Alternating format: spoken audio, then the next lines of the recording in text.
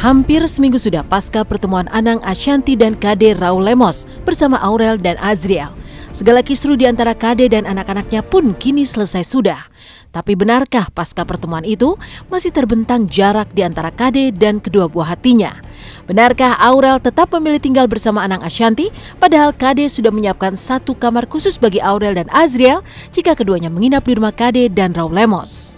Anak-anak sendiri ditunjuk langsung sama pipinya karena tinggal sama ibumu 3 bulan gitu. Cuman namanya anak-anak kan kadang kita aja yang orang tua kadang males kan pindah-pindahan gitu lah. Anak-anak kan kadang udah punya posisi enak di kamarnya gitu. Tapi Raul sudah mengingatkan saya untuk Doben siapkan kamar buat anak-anak. Salah hak asuh itu kan sempat Mbak Kade juga aku bilang jangan nanya ke kita. Kalau nanya ke kita kan nanti nggak enak ya gitu.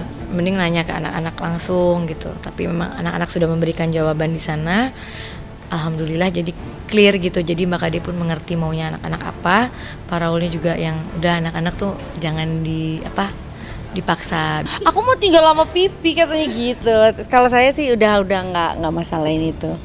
Karena memang Aurel, dia bilang Aurel kan udah 17 tahun, udah bisa menentukan gitu.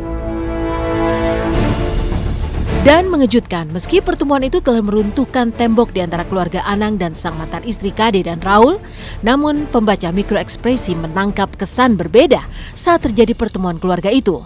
Lalu benarkah Anang yang meski telah memeluk Raul serta bertukar nomor ponsel, masih membangun batas di antara keduanya? Benarkah pula Aurel dan Azriel masih merasa takut saat berjumpa Raul Lemos? Kalau saya melihat dari keseluruhan ini, dari yang 4 ini mereka sudah mulai ikhlas ya untuk menerima semua permasalahan. Terutama ini dua orang ini dia yang mengarahkan anak-anaknya. Ini udah cukup bagus banget. Tapi kalau saya melihat di sini masih ada keganjalan hati, masih belum 100% dalam arti dia masih harus ada yang diklarifikasi lagi gitu loh. Karena ini saya melihat nafasnya aja masih setengah gitu loh. Anak-anaknya masih terlihat nggak dekat ya dengan orang tua, terutama Krisdayanti sama ini. Melalui harus ada istilahnya instruksi gitu loh, instruksi dikasih tahu gitu. Sini salam dulu atau apa itu. Jadi tidak ada secara otomatis. Kalau anak yang memang sudah hubungannya dekat itu tanpa dikasih tahu pun mereka harus otomatis. Biasanya begitu. Ya kalau saya lihat waktu pertama gitu ya memang kita saling pelukan, saling salaman. Tapi yang saya lihat di wajah anak-anak itu ada perasaan rindu dan takut sama Om kayaknya ya. Cuman ya mereka anak-anak gitu. Justru saya panggil Azriel untuk tarik kursi di samping saya peluk gitu, sambil yang tua-tua sambil ngobrol tapi saya peluk gitu. Gimana sih ya? Tadi Anang juga dia hanya sekedar peluk aja, tapi tidak ada keikhlasan ya dalam tanda kutip ya. Masih dia juga nggak ngelihat muka loh. Setelah peluk langsung gitu loh. Memalingkan muka gitu loh. Jadi tidak ada keikhlasan. Kalau Teletubbies tau dong, Teletubbies kan hangat gitu loh, pelukannya tuh hangat gitu. Ini enggak, hanya sekedar aja basa-basi gitu loh. Kan Sanang tukeran nomor kan, tapi ngapain? Aku yang bilang, kalau lagi ngobrol jangan megang handphone dulu deh gitu. Bentar ini lagi tukeran lagi SMS sama Raul gitu. Anak-anaknya, apaan sih akrab banget gitu bercanda gitu. Jadi aku yang ketawa-ketawa di mobil kan yang iya nih nanti kapan kita kan belum pernah ke Dili, nanti kapan-kapan kita ke Dili ya gitu. Terus si Jel, aku udah pernah katanya. Si kakak, iya aku juga belum gitu kan. Si kakak belum. Jadi kayak bercanda-bercanda. Yang aku lihat ya Mas Anang bisa begitu karena mungkin ya kita udah sama-sama ngerasa iya kita berbahagia, sana berbahagia, sekarang apa lagi yang harus kita permasalahkan gitu. Dari kisah pasca pertemuan keluarga Anang dan sang mantan istri Kade, maka inilah persembahan spesial dari stasiun kesayangan kita RCTI.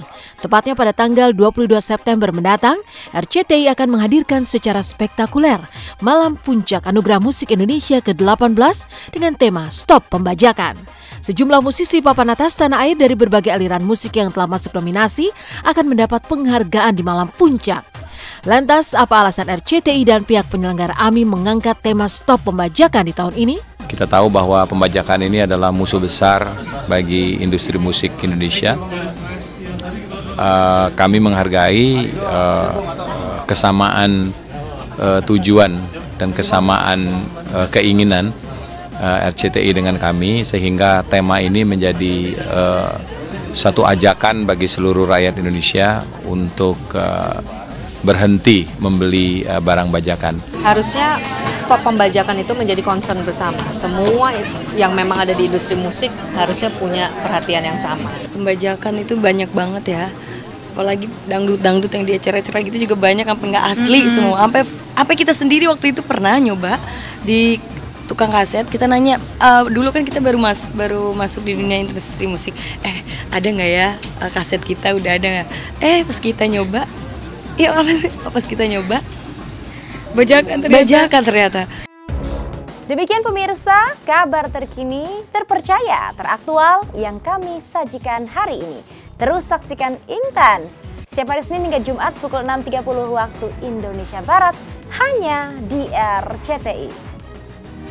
Mungkin sekarang kau masih berbahagia dengan dirinya, dengan